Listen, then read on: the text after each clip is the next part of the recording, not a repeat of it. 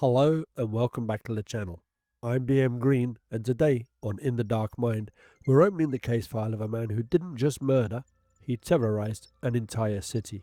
A predator who moved like a ghost, struck at random, killed without a pattern, and left Los Angeles sleeping with one eye open. He was a burglar, a rapist, a torturer. He was a child molester, a serial killer, and a self-proclaimed worshipper of Satan. Tonight's subject is Richard Ramirez, aka the Night Stalker. Richard Ramirez wasn't raised, he was shaped, hammered into violence by a home soaked in fear, abuse and corruption. Every influence in his life pulled him deeper into darkness. So let's break it down, fast, raw, with no sugarcoating. Ramirez grew up in a household where violence wasn't shocking, it was normal. His father Julian exploded in rages so fierce, Ramirez wasn't just yelled at, he was beaten, struck with belts, fists, in fact, whatever was in reach. A home like that doesn't produce children, it produces survivors, and Richard learned early on that pain is power, depending on which side of it you're on. Then came Miguel, Mike Ramirez, the cousin who changed everything. He was a decorated Vietnam vet on paper. In reality, he was a walking trauma bomb, a man who brought home Polaroids of himself, raping, murdering and torturing women in Vietnam, posing with severed heads, mutilated corpses, and bragging about it. And he showed all of this to a young Richard. Not once, not twice, but regularly. He didn't traumatize the boy, he trained him. Ramirez was just 12 years old. This wasn't exposure, this was indoctrination. Now Mike didn't just show Ramirez photos, he showed him real murder. During an argument one day, Mike shot his wife, Jessie, in the face with his handgun, right in front of Richard. Blood on the walls, her body collapsing. Richard frozen, watching a man he idolized execute his partner like it was nothing. Police took Mike away, and Ramirez never recovered. This moment didn't shock him, it rewired him. With no structure, no safety, and no moral compass, Ramirez drifted into the streets. As a teenager, he became addicted to weed, LSD, cocaine, sniffing glue, and violent pornography. He slept in graveyards on occasion, wandered the night, and broke into homes just for the adrenaline rush. Burglary wasn't theft, it was practice. He loved the feeling of being inside someone's private world without permission. Breaking the lock was foreplay. Standing in a stranger's living room in the dark, that was the high. Burglary taught him something he'd carry into adulthood. People are easiest to control when they're terrified. Everything in Ramirez's early life was a step toward the predator he would become. There was extreme violence at home, he'd seen a lot of sexualized war imagery, he had first-hand exposure to murder, he had drug addiction, he sought out sadistic pornography, he showed no remorse, he went wandering by nighttime, and he trained with his burglary. Nothing about Richard Ramirez's childhood was accidental. It was a factory that produced exactly what came next. A man ready to enter homes, attack at random, rape, torture, murder, and then vanish into the night. A man who didn't need a pattern because chaos was the pattern. This is how the Night Stalker was born. When Richard Ramirez stepped into his first victim's home in 1984, he wasn't improvising, he was experimenting. He was activating everything he'd rehearsed for years. The burglary skills, the voyeurism, the violence, the thrill of stalking strangers in the dead of the night. Ramirez didn't hunt with a plan, he hunted with instinct, and that instinct was chaos. On June the 28th, 1984, Jenny Vinkow, 79 years old, would be found stabbed repeatedly, nearly decapitated, with sexual assault injuries. Ramirez broke into her apartment, attacked her in her sleep, assaulted her, and murdered her with ferocity that shocked even seasoned detectives. This wasn't rage, this was release. The Night Stalker had arrived. Now, unlike Bundy or Dahmer, Ramirez didn't have a type. He didn't care about age, race, class, appearance or neighborhood. He targeted whoever he found. in whatever house he broke into, on whatever night he felt the hunger hit. Home invasions weren't a tactic, they were his canvas. His victims would range from 6 years old to 84 years old, with no pattern, no predictability, and no safety. Los Angeles wasn't just scared, Los Angeles was paralyzed. Ramirez's attacks followed a loose but recognizable pattern. He broke in silently through windows, back doors, or unlocked entry points. He moved like a shadow. Sometimes he hit the victims in their sleep. Sometimes he stood over them for minutes, breathing in their fear before striking. He used whatever weapon he could find: guns, knives, hammers, machetes, flashlights, even shoes. Ramirez didn't bring tools, he improvised, turning everyday objects into instruments of torture. He raped, assaulted, and brutalized both women and children. Ramirez wasn't driven by preference, he was driven by domination. Sexual violence was central to his crimes. He enjoyed torturing his victims psychologically. He forced them to swear allegiance to Satan, told them to say you love the devil. He wanted suffering, emotional, physical, and spiritual. His murders were totally random. Some he shot, some he stabbed, some he beat to death, and some he left alive for fun. He left satanic symbols behind, pentagrams on walls, pentagrams drawn on bodies, a signature of the identity he crafted. By early 1985, the attacks were happening so fast that police departments were overwhelmed. In March of 1985, his escalation would explode. He would shoot Dale Okazaki, 34 years old. Jian Lian Yu, 30 years old, he shot, dragged from her car, and murdered. Maria Hernandez survived, even though she was shot at close range. The randomness made the crimes impossible to predict. A month later, he would kill Vincent and Maxine Zazara. Vincent was shot in his sleep. Maxine was brutally raped, beaten, stabbed, and mutilated. Her eyes were removed, taken as trophies. Even hardened investigators would break down at the scene. Ramirez was becoming more violent, more confident, and even more unhinged. Though everything changed when Ramirez left a footprint at a crime scene. A rare Avia shoe print, one of fewer than a dozen pairs in the entire United States. It wasn't enough to catch him, but enough to identify the Night Stalker as one man, not multiple suspects. Ramirez didn't know it yet, but this was the first crack in his armor. The attacks would continue, and the body count would grow. The victims came fast: the Cannon family, the Bennett family, Elise Savon, who was a child survivor, Patty Higgins, Mary Louise Cannon, Whitney Bennett, who also survived, Layla Needing, and then Ramirez moved like a phantom. He was in and out of homes before neighbors even woke up. His unpredictability turned Los Angeles and San Francisco into cities of locked doors, boarded windows, and trembling nights. Stores sold out of guns, locks, and guard dogs. Families slept in groups. People left lights on all night. The Night Stalker wasn't just killing, he was terrorizing the psyche of California. Now here's the mistake that doomed him. Ramirez stole a car from a victim. Inside that car, a perfectly preserved fingerprint. It hit the database immediately. Richard Ramirez, 25, a drifter with a long record of burglary, drug possession, and juvenile offences. The police had a name, a face, and a suspect. The Night Stalker was no longer invisible.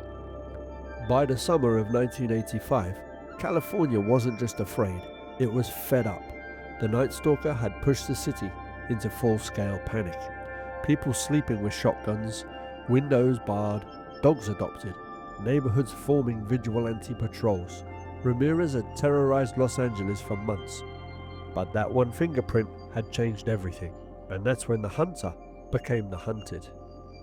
On August the 30th, 1985, the LAPD held a packed press conference and released the mugshot of a 25-year-old drifter.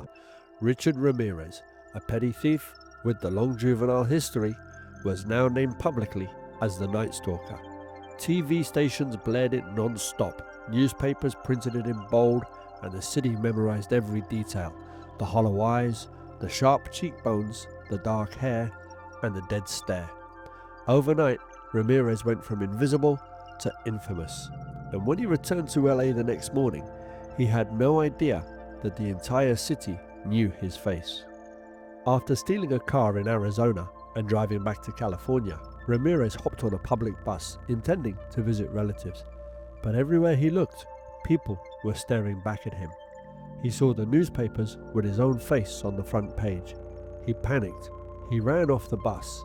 He tried to hijack a car and tried to pull a woman from her vehicle, tried to escape through the residential streets of East LA. What Ramirez didn't expect was this. An entire neighborhood rose up and chased him down. This wasn't a police arrest. This was civilian capture. When Ramirez ran between houses, a group of residents recognized him and instantly went after him with pipes, wooden planks, fists, and raw fury. They tackled him in the street, beat him until he couldn't stand, and held him down while screaming, "El Matador, the killer, it's him, the Night Stalker." Ramirez was bleeding, gasping, terrified, the first time he felt fear. When police arrived, the crowd was seconds away from killing him themselves. This arrest was simple. Ramirez didn't resist because he couldn't. The monster who made California afraid of the dark was dragged into daylight by the very people he preyed on. In 1988, the Night Stalker trial became one of the most chaotic courtroom events in US history. Ramirez arrived flashing a pentagram on his hand and shouting, "Hail Satan." It wasn't just theatrics, it was intimidation. But the courtroom had seen monsters before. Ramirez wasn't special, he was just loud. The evidence was overwhelming. There were fingerprints, shoe prints, ballistics, eyewitnesses, survivors, stolen items, his own dental matches, and blood evidence. And the stories were horrifying.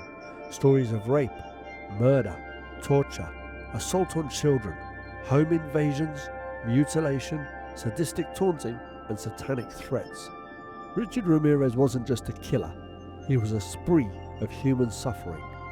Now, a very disturbing side note is, like Bundy before him, Ramirez attracted admirers, women sending letters, visiting court, giggling like it was a concert.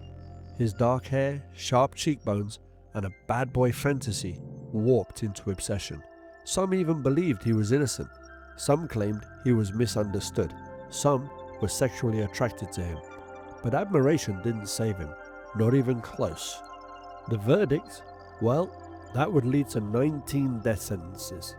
In September of 1989, Ramirez was convicted of 13 murders, 5 attempted murders, 11 sexual assaults, 14 burglaries. The judge handed down 19 death sentences, the largest capital punishment order in California at the time. Ramirez smirked. He leaned into the microphone and said, "Big deal. Death always went with the territory. I'll see you in Disneyland." It was classic Ramirez, delusion, bravado, and the emptiness dressed as confidence. Ramirez would spend the next 23 years on death row at San Quentin, chain smoking, writing letters. He even married one of his admirers, claiming Satan protected him, giving interviews with dead eyes and zero remorse. But the darkness faded. Age replaced adrenaline. Illness replaced rage. Death crept in slowly, not violently. On June the 7th, 2013, before his execution date ever arrived, Richard Ramirez died from complications of B-cell lymphoma. No theatrics, no satanic flair, no dramatic ending. Just a quiet medical death, far easier than the deaths he had inflicted on others. The Night Stalker was gone, a predator created by violence that died without any of the terror he had caused. Richard Ramirez didn't just kill people, he changed the way an entire state understood fear. Most serial killers follow a pattern, a type, a method, and a victim pool. Ramirez didn't. He brought pure unpredictability. That's why California still talks about him today. This is the final chapter, what he left behind, what he exposed, and what his case still teaches investigators. So why did Ramirez terrify Los Angeles like no one else? Well, humans fear the unknown. the unpredictable, the threat you can't anticipate. Ramirez embodied all three. First, he attacked at random. No pattern meant nowhere was safe. Apartments, houses, rich neighborhoods or poor neighborhoods, elderly victims, children, couples, single women, anyone, anywhere, on any night. Secondly, he killed in multiple ways. Gunshots, stabbings, beatings, strangulation. The method didn't matter. That made profiling almost impossible. Oh, and of course, he mixed sexual violence, torture, and satanic threats. Ramirez wasn't killing for one reason, he enjoyed all of it. The fear, the control, the rape, the torture, the murder, and the shock value. The unpredictability made him a living nightmare. Richard Ramirez wasn't insane. He wasn't possessed.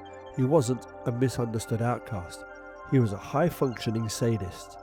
Let's break down the traits psychologists agreed define him. First was his psychopathy. He had no empathy, no remorse, no guilt, no emotional connection, and he was charming when needed, but hollow underneath. Of course, there was his sexual sadism.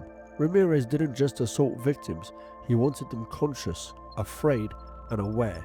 Fear was the fuel. Suffering was the reward.